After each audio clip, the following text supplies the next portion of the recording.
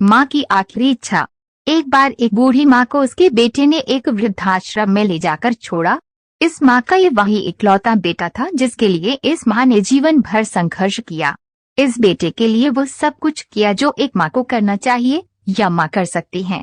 और आज भी अपने बेटे को किसी भी तरह की परेशानी न हो इसलिए आश्रम में रहने के लिए भी तैयार हो गई।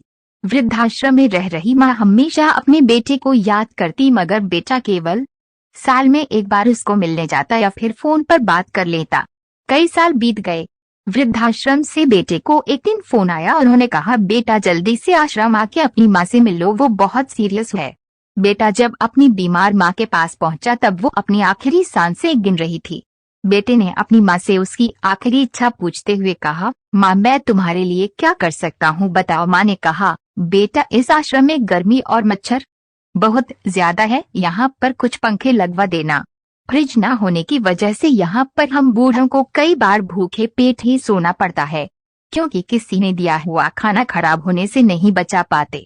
तो इस आश्रम के लिए एक तो फ्रिज भी खरीद कर दे देना। बेटे ने अपनी माँ की सारी बात सुनी और अपनी माँ से पूछा, आपने इतने साल यहाँ पर निकाल दिए पर आपने कभी भी ये बातें मुझसे नहीं कही और अब जब आपके पास टाइम नहीं बचा है तब आप यह सब कह रही हैं, ऐसा क्यों? माँ ने बेटे को जवाब देते हुए कहा, बेटा मैंने गर्मी भूख और पीड़ा सहन कर ली लेकिन मुझे पता है जब तेरे बच्चे तुझे यहाँ पर छोड़कर जाएंगे तब तू यह सब सहन नहीं कर पाएगा, इसलिए तेरी सुविधा के लिए मैं तुझे ये सब लगाने के लिए कह रही हूँ। दोस्तों, माँ की ये आखिरी लाइनें किसी भी बेटा या बेटी की आंखें खोलने के लिए सक्षम है।